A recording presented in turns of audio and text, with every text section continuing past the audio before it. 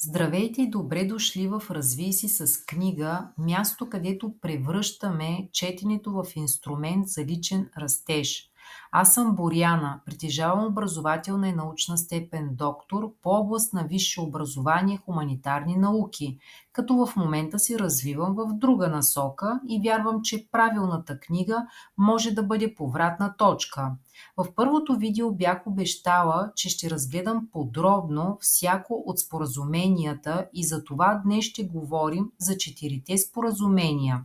Книга, която в своята простота носи изключителна мъдрост. Авторът Дон Мигел Руис, вдъхновен от древната толтецка мъдрост, предлага 4 основни житейски споразумения, които ако приложим, можем значително да подобрим живота си. Първото е: бъди безупречен в словото си. Използвай думите си с внимание, не лъжи, не клевети, не се самонаранявай с негативен вътрешен диалог. Думите имат сила, те могат да изграждат, но и да разрушават. Второто споразумение: не приемай нищо лично. Това, което другите казват или правят, е отражение на техния вътрешен свят, не на теб. Когато не приемаш лично, ставаш свободен от страданието.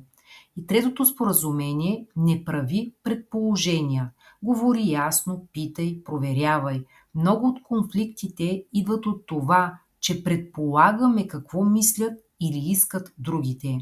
И четвъртото споразумение: винаги прави най-доброто, на което си способен. Но помни, най-доброто се променя всеки ден. Когато дадеш всичко от себе си, няма място за самокритика.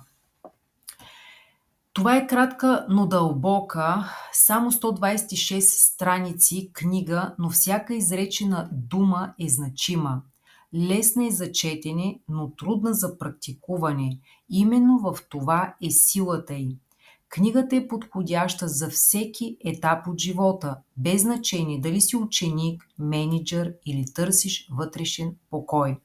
Коментар за книгата: някои читатели може да я намерят прекалено опростена или духовна, но това е част от стила и подхода й. Не предлага детайлни стратегии, а по-скоро философия за живот. За кого е тази книга? Тя е за всеки, който иска по-спокоен, по-смислен живот, за онези, които търсят промяна отвътре навън, за хора, които усещат, че се самосаботират или живеят в реакция спрямо другите. Четирите споразумения не е просто книга, тя е покана за нов начин на мислене. Ако се интересувате от личностно израстване, това е чудесна отправна точка.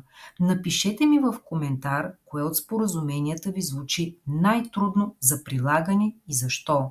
И ако темата ви е интересна, абонирайте се. Това е едва началото.